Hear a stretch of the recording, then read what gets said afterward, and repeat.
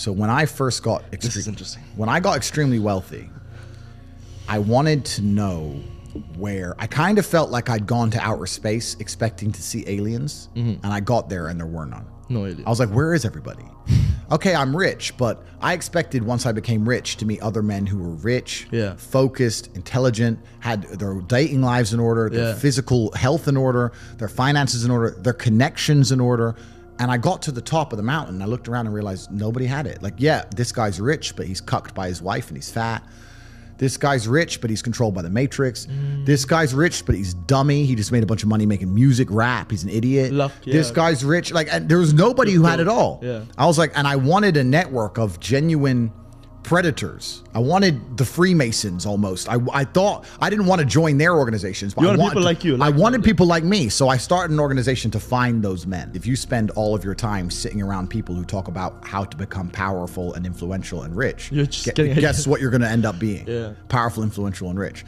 So now I have the greatest network on the face of the planet. And when I say it's maybe the most money, it's not because of the membership fee. The membership fee is very low. It's cheap.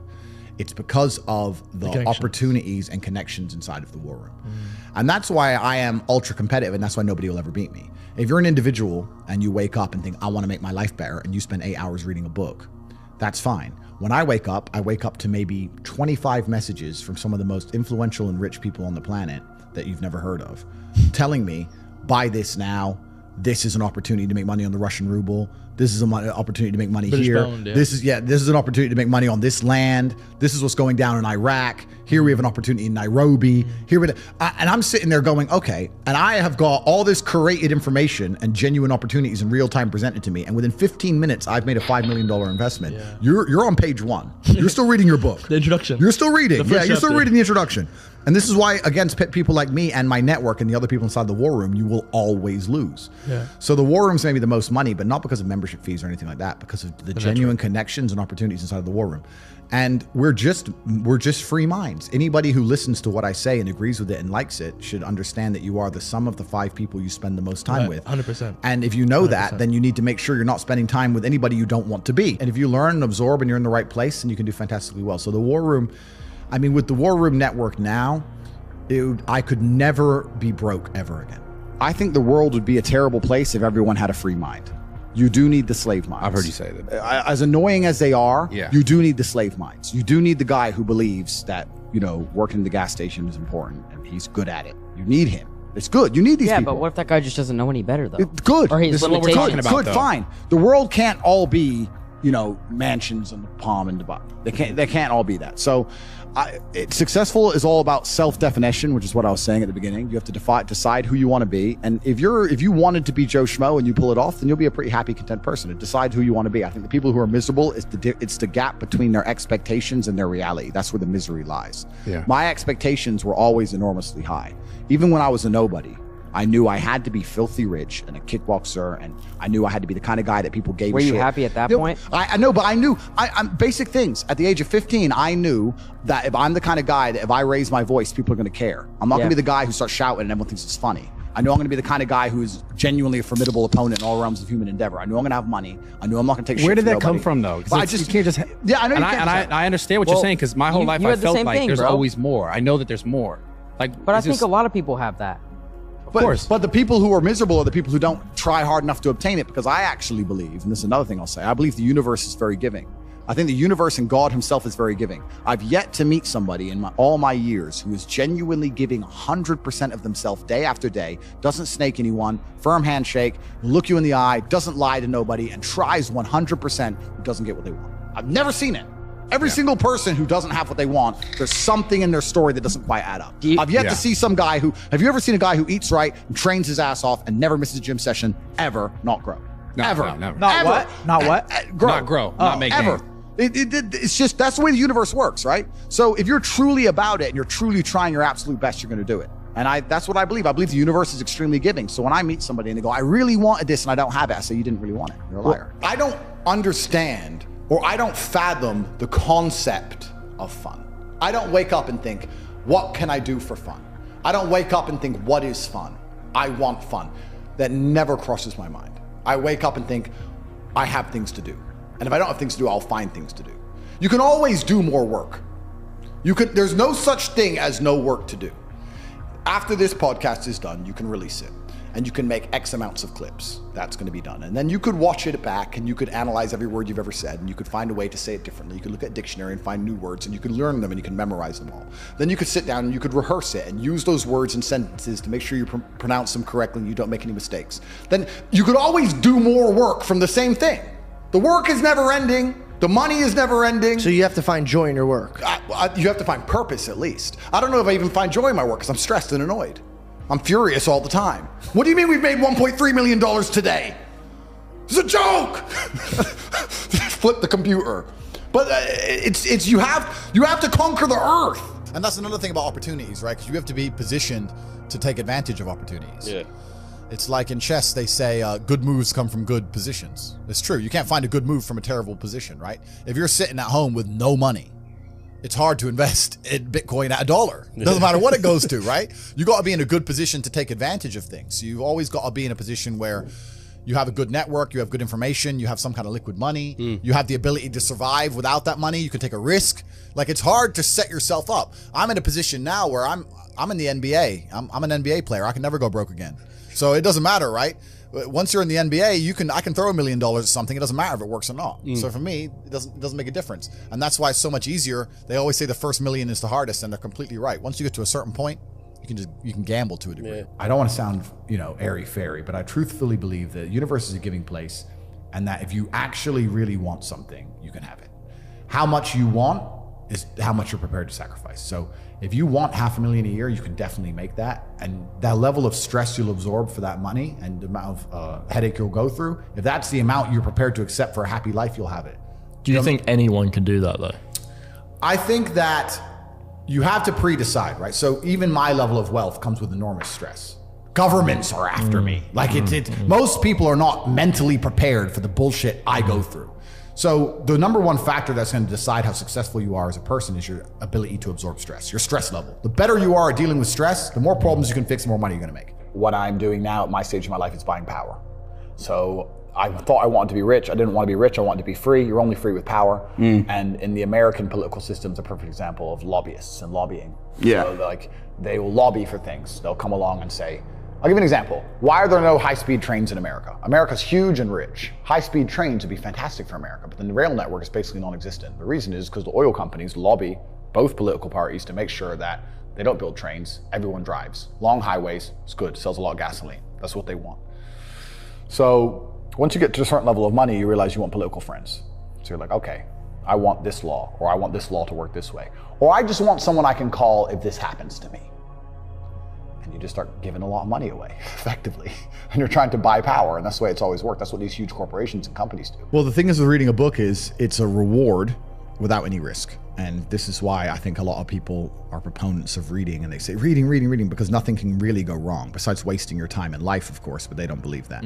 I am a much larger proponent of larger risks and larger rewards. If you want to learn about self-help, if you want to understand yourself and see what kind of man you really are, and learn how to fight through adversity, and learn how to get up when life's difficult, and learn how to control your mind, and learn how to struggle, then you can go to the boxing gym and you can get your ass kicked. You do not need to read any books. You need to get in the gym, walk in there and say, I'm going to fight the best fighter here every single day, and not quit until you can eventually beat him. But most people are not man enough for that. So instead they'll read a self-help book and they'll sit there and try and talk to me about mindset. I learned my mindset in battle. My mindset is 87 professional fights. My mindset was learned in the reality of the real world. I don't need to read a self-help book. I don't need to read about motivation or confidence. I've been in the cage smashing people's faces in. I don't need to learn any of that stuff. So I learned in reality, and reality is always going to be a better teacher than a book, because you're not learning when you read books. You're regurgitating. You may be reading, but I don't believe you're truly learning. My coach used to say, if it doesn't hurt, you didn't learn. And I think he's completely right. And it's the same with entire life. You see people make the same mistake over and over again until it eventually goes really wrong. And it's only then they'll change. Then they change. So absolutely. So I learned how to become self-disciplined and become self-motivated and work hard, and I learned how to face adversity and find strength within myself I didn't know I had, because people were trying to kill me inside of a cage, and you cannot replicate that by reading pages of a book. So it's a waste of time. There's a study I read about stress, and it was saying that stress has a placebo effect attached to it, because the placebo effect is extremely powerful. So they found some of the most stressed people in the world, and they split them into two groups. and they're all equally stressed. They all have a bunch of cortisol in their blood. Yeah. The people who believed that stress was bad for you and that stress can hurt you, and they believed those media articles, were dying earlier. They were having heart attacks and having stress-related illnesses. The people who believe the opposite, who just said, stress is part of being successful. I like stress. When I feel stressed, I do my best. It makes me anxious. It turns my brain on. I like being stressed. Lived longer than average. Yeah. The point is, the same drug, how you look at it and how your body anticipates it, how you feel about it, affects the real world results. I don't think motivation is a real thing. I don't believe in motivation as a concept. I think discipline is real, and I also think discontentment is real. And I don't think it's possible for anybody to stay in a scenario where they're truly uncomfortable. If you fall asleep on your arm and your arm really starts to hurt, even in the deepest sleep, you're going to wake up and move your arm. If you sit there and your life has been in a rut for 7 years, you are semi-comfortable in that rut. Sure, there's days you're pissed off. Sure, you're semi-annoyed by it, but there's also days where you just play video games, eat pizza, and you're kind of cool with it and it's no big deal. If you were truly unhappy and uncomfortable and discontent with your scenario, you wouldn't be in it. So I don't believe there's anybody who's truly, when I was broke, I couldn't sleep. Yeah. I'm not saying that, please understand me. When I was broke, I couldn't sleep. I'd be trying to go to bed thinking, how the fuck these people have Ferraris? I want a fucking Ferrari. I couldn't sleep. If I had to open a coffee shop, if I sit in a coffee shop, right? If I sit in Starbucks, the whole time I'm in there, not only am I thinking about how they got the money from me and how much I spent, I'm thinking about how I could outcompete them. I'd sit there and go, okay, cool. I'm in Starbucks. I spent £5.68. I got a latte and I got a donut, and I'm sitting here. And that business place, that commercial property right across the street is available for lease. How could I outcompete this coffee shop which just took my money? What's the profit margin on this £5.68? How much did this cost them? The coffee, pennies. Donut, 30p maybe, right? How much is the staff? They pay the staff minimum wage £8 an hour. So I've already paid 30 minutes work from that brokey, the wage. Yeah. She's there for another 30 minutes for free, right? How much is the rent? How much is the business rates? If I had to open up there, how would I attract people to come into my shop as opposed to their shop? They got a big brand name. I'm brand new. Okay, well, the bitch working here is ugly. My one's going to be hot. Boom, that's the beginning. Next thing, do they have any signage outside? No, I'm gonna try and put some signage outside. Do they have parking? No, I need parking. But you need to start thinking about how you can convince people to give you their money as opposed to giving it to the places they already give it. Different analytics. And once you do that, people say, I can't think of how to make money. If you start doing that for a year and just keep a notepad, you'll have 100 ideas of how to make money. You'll sit there and go, there's a place here that's doing this and we could do it better this way. This place online's doing this, we can do it better this way. And then to get them all done, what do you need? Network. You need people. It's all about people. Then you need to either go in the war room if you want to join, or have your people around you and say, okay, we can make money with this. Who's going to do it? Who's not lazy? Who's getting up at 4 a.m. tomorrow? Boom, let's get it done. So there's unlimited ways to make money, but most people go through life and their money is taken from them and they don't even identify how they got tricked out of it. They're just happy with it. Yeah, they just have, how did I spend 16 grand in Cirque last night? Oh, because my ass got drunk. How'd they get me drunk? Well, because the guy, when I first bought the first bottle of champagne, was there on the table, pouring, putting it in my hand, got me drunk, then I spent 16 grand on bottles. That's how they got my money. So if I open a club, I need to make sure when people first come in, they get fucking hammered. Nobody thinks about it that way. Nobody thinks, how did they get that out of me? Right? Why am I spending $2,000 for dinner in Novikov? Is it the food or is it the fact that I'm in Novikov and tag myself in Novikov? You have to identify how you're getting famoosed, how you're getting finessed. That's how you do it. But most people just walk through life getting finessed left, right, and center, giving all their money up. And they're like, oh, how did that happen? You got to learn to finesse other people. Yeah, but it's not finessing in a negative way. It's in a good way. It's a good way. You have to take money from other people. That's the only way you're going to make money. Yeah. You have to take it. There's a pimp, and he said a really intelligent line. He said, business is just other people's money. That's all business is. I want to start a business. So you want other people's money. That's what you want. So how are they going to give it to you? You have to think about it. Nobody thinks about it. And the easiest way to think about it is to think how you're giving yours away. That's a mental model you should adopt. Yeah. And you'll end up with loads of business ideas. Business ideas are everywhere. It's just execution which is difficult. Your ability to speak freely is directly correlated to your insignificance. When nobody listens to you, you can say what you want. If you get a platform and start talking, you will learn very quickly how you're not allowed to say what you want because people are listening. You're free to talk in an empty room. You're not free to talk to millions of people who are paying attention to you. So what we have now in the West is a society which is only linked and only bound by this false idea of freedom. So I'm now at a point where, and my attitude to money, I want to make something clear, is relatively unhealthy. I have no respect for money. There are people who are much smarter with money than me. I don't have any respect for money at all. I don't believe in saving money. And I think a lot of that is down to I'm not advocating people to be like this. It's my life philosophy and the fact that I don't live in any realm of fear at all. I can't imagine myself not being able to make more. I can't ever be poor. And if I wanted something now that took every penny of my net worth, then I would buy it. I'll give you an example. I have an 812 Superfast, a Ferrari. I love it very much. They've released very nice. Yeah, they've released the 812 Superfast Competition. They've released a competition version. Instead of 400 grand, it's 1.6 million, which is a big difference for a bit of a body kit. And I want one in Europe and I want one in Dubai, so I bought two. So I bought $3.2 million of Ferraris. Should I have done that? Well, yeah, I can. But my point is, I'm happy to just spend money. Don't give a shit, right? But that's down to my faith in myself. So when you're asking how much of my income's disposable, in my mind, all of it. I don't give a shit.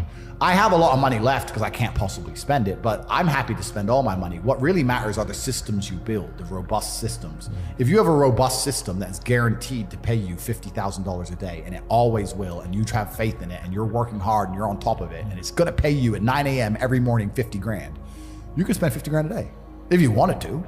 You know, you may not want to, but you could.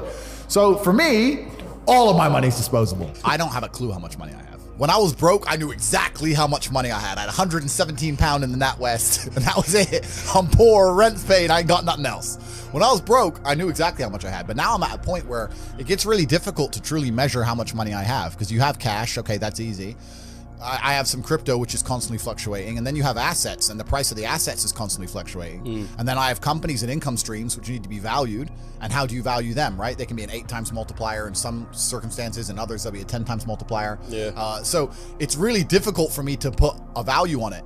If you were to say to me, how much money do I have in the bank? But then even then, I've got to be careful what I say on this podcast. But even then, once you have a healthy respect for money, once you get past a certain amount of money, you don't need it in the bank. Like there's no point in me having 50M liquid in the bank. Why? What am I going to buy? You know, you're like, as long as you have whatever you have in the bank to run around the world with, you have enough. So you try and put that money to use, right? You buy assets, XYZ. So it's really difficult. Most people don't deserve to be proud of themselves. Yeah. And that's the truth. A lot of people say, oh, you know, I have confidence issues. And I say, if I was you, I would have confidence issues. Of course. I completely understand why you have confidence issues. You're a dork. But we have to be realistic here. We have to be absolutely and utterly realistic, because the world is brutal and it's harsh. If you're not proud of yourself, you probably don't deserve to be proud of yourself, so you're not going to feel happy. And you just talked about confidence. Confidence comes from competence. The reason I'm confident is because I'm good at everything. Right. I'm good at everything I do. The things I'm not good at, I'm not confident in, of course. And I know what they are. I don't do them very often. I've now created my reality to the point where I don't do anything I'm not good at. You just hire. I either hire or I just don't want to do it. Like I don't play darts. Yeah. I'm not good at darts, right? I do what I'm good at. Yeah. So yeah, I'm absolutely and utterly confident because I'm absolutely and utterly competent, and that takes practice and discipline and motivation, and you need to fail a few times, you need to get up. And like I said earlier, when I learned my entire mindset in professional fighting and chess, the two combined, that's how it comes down to. And when people say, oh, I have confidence issues, usually I can look them up and down and say, yeah, if I was you, I would completely and utterly struggle with confidence issues. Because the world is competitive, and there's men like me on the planet and friends like mine on the planet, and you're competing against us for money, for girls, for status, for resource, and you're going to be destroyed and decimated the entire time. So of course you have confidence issues when you can be annihilated in real time by the competitor. Yeah. Why wouldn't you have confidence issues? You'd be psychopathic not to. I don't even know the story of the 4-minute mile, but when everyone was running, long distance running, everyone said a 4-minute mile was impossible. And everyone was attempting it, it was impossible. And then one guy did it one day, and after he did it, 10 people did it in like 3 weeks. Yeah. And it's like the belief. So I think a lot of people when they're canceled go, I'm done. Now, nobody else has I will sit here and openly say my network and the things I do and the unique way I approach it and the war room and the organization I have and the money I have and the influence I have is unique. Most people don't have that. However, people will have the morale to go, I've been canceled, but you know what? I'm not quitting. Doesn't matter. I'm not giving up. All right, just make a new account. Bang, back to work, back to work, back to work. And on a long enough scale, if enough people do that, there will be inertia and momentum behind it, which will make a shift in the universe. It will attack the matrix in real time. It's belief.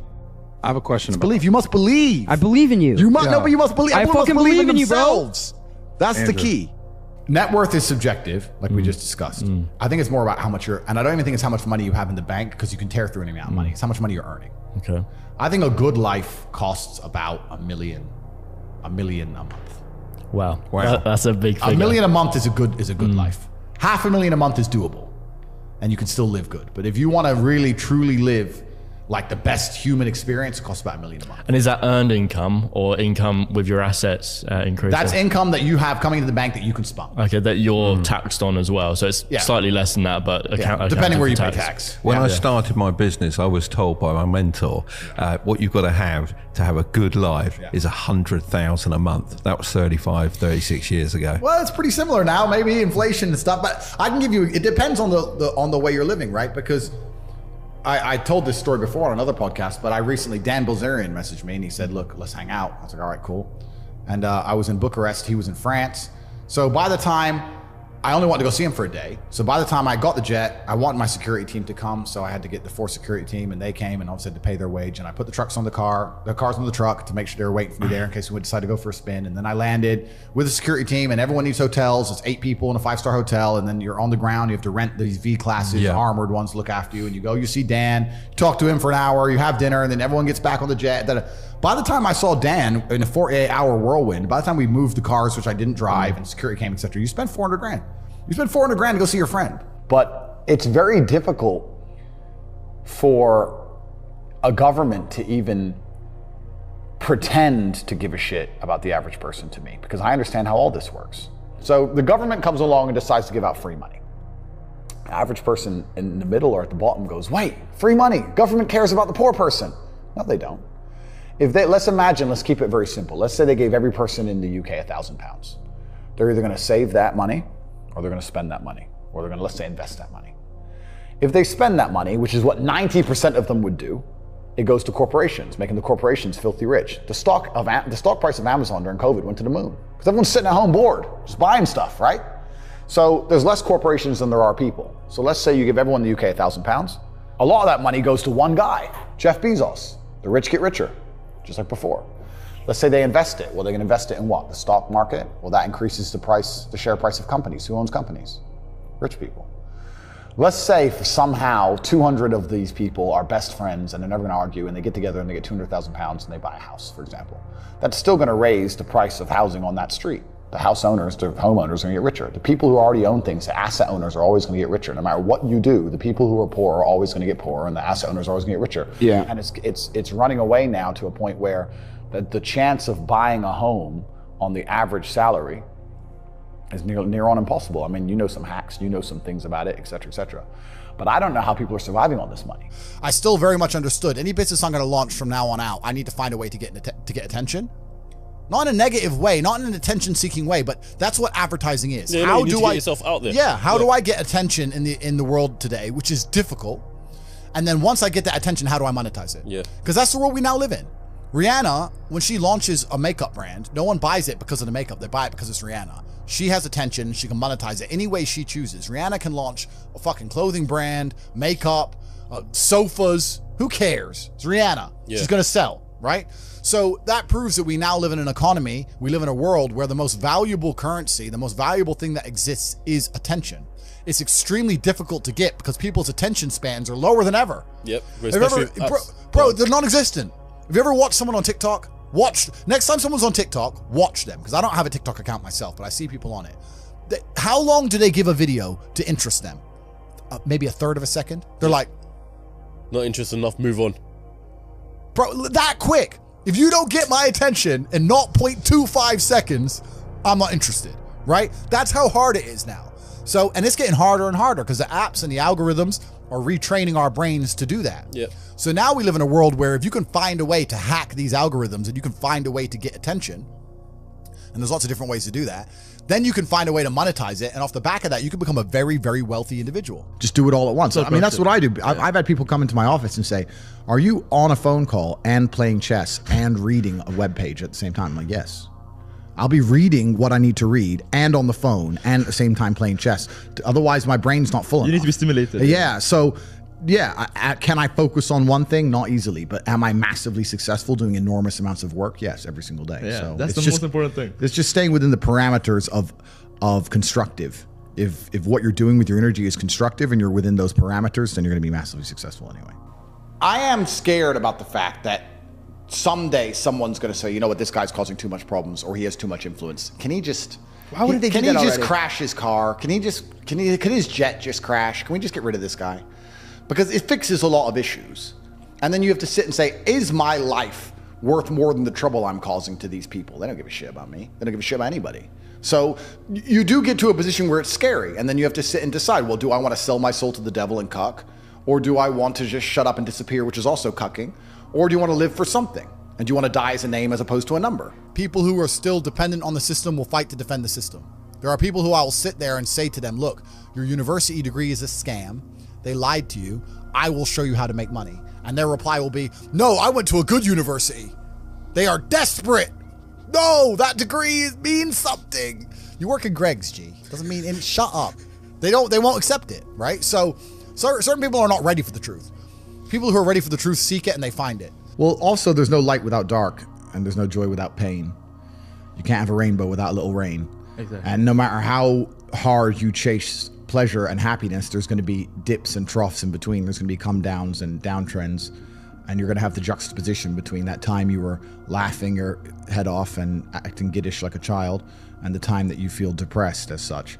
And I think it's much better to just adopt a very disciplined, stoic mindset. I'm always the same base level of happy regardless. If I lost all of my money today, I would be the same happy. Mm-hmm. If my net worth quadrupled, I'd be the same happiness. Yeah. As long as I am alive, which is a struggle, unfortunately, in the current climate, but as long as I'm alive and the people I care about and love are alive, and as long as God gives me the honor of doing my duties and providing for the people I care about, as long as I get to wake up and know that there's a whole bunch of people in the world who need me and I get to work hard to please them and do good for society and good for the world, then I'm a vessel of God, and I'm happy enough to survive. That's all I look at it as. I don't ever consider how do I feel. That doesn't cross my mind. I have things to do. A lot of the time, women get in the way. I've seen it a million times, bro. I've seen women get in the way of partnerships like that so many times. Because women don't like you having a strong masculine network, because then you don't need them. They want you to need them. I'll help you. I'll be your partner. Bro, that's the biggest mistake. Don't even get me started. Biggest mistake you can make as a man is trying to start business with your wife or some shit. That's a headache. Why is that? Bro, I don't know who I'm going to offend or upset now, but this is how it goes. Because now you got two different battles. You got the relationship you're trying to be in control of, and I got to deal with the business as well. Now, it's different if you run the business and you hire her, and she does a little bit of admin. Cool, that's fine. But I'm talking about, let's say... 50-50 business partners. Yeah, let's say your chick goes, I want to open a beauty salon. And you pay for her to open a beauty salon. And now this beauty salon, you've put $1 million of your money in it. And it's not open on a Thursday. You're like, why isn't it open on Thursdays? Oh, I had a headache. What do you mean you had a headache, bro? I just spent $1 million. Yeah, but Claire's sick and I have a headache. And now you got the relationship, it's all messed up. This bitch is lazy. She thought it'd be a Sex in the City episode where she just drinks lattes and makes money. And she realized she had to actually do shit. You know what I mean? And it's all getting messy there. Whereas when you're with your boys and let's say you invest $1 million in something, it's not open on Thursday, you can go to his house and say, what the fuck's wrong with you? Don't be a bitch. You're men. Yeah. You could just say, look, we need to open. You can't do that with chicks. It's hard. So even now, I've got 45 people who work for me and not a single one is a female. Not one. I've said this story before, but I'll say it again. When I was growing up in Luton in England, which is a highly Islamic town, there's lots of Muslims who live there. I was friends with some Muslim guys in college, and they used to laugh at me all the time. One of them was like 19, worked in Tesco and had a Ferrari. I was like, bro, how do you have a Ferrari when you work in a fucking... I think he worked in a chicken and chip shop. He worked in like a fast food restaurant and had a Ferrari. I was like, how do you have a Ferrari when you work in a fast food restaurant? He said, because I got 9 brothers, and we all work together, and we share the car. I was like, okay, well, why do you share the car? He said, no, you don't understand. I won't use the racial slurs, but he was like, you people... there's you and your 3 brothers. You all grow up, you all decide to get with your girl, you all go pay different rents, you all disappear, all your money gets spread out now, you're taking your girl on holiday and paying different rents, and you're all separate. Me and my 9 brothers live in one big house. If we meet a woman, she moves into the house. The men are all focused on making money, the women are all looking after us, cooking, cleaning. You got 9 men in the same house trying to pool their incomes. That's why we own the houses you rent from us. It's different. Brotherhood first. It's different. You people don't think that way. You fall in love. You fall in love with some bitch and you run off, you go pay her rent. Sure. It's like a different mentality, and that's why they win. You're never going to be truly happy in your mind if you go against the teachings of God. I don't care how much money you make. If you're a bad person, you're not going to feel happy. I don't care how much money you make. If you snake people or lie to people or do bad to people, you're never going to feel happy true deep in your heart. True in your heart, we're intrinsically designed to do right and do good. And that's something that God gave us. And when you have that, you understand that that's more important than anything else. Yeah, like truthfully, I just want to... The last thing I'm going to say, and the reason I do these podcasts, is I actually think the world is quite a bleak place. Yeah. For men nowadays. I think that the societal path they've laid out for most men is a sad one. I think that all men like the idea of conquest and like the idea of being high status and being rich, and they're telling you that you shouldn't be those things and you shouldn't do those things. You should just go to school, get a wife, sit at home, happy wife, happy life. And it's depressing and it's unhappy. And I promise everyone that there is a degree of happiness, but as a man, that happiness comes from freedom. And freedom does require money at some level. And you're going to have to get out there and get paid if you want to be free as an individual. And once you're free, you're going to be happy. Anybody who listens to what I say and agrees with it and likes it should understand that you are the sum of the 5 people you spend the most time with. 100%. And if you know 100%. That, then you need to make sure you're not spending time with anybody you don't want to be.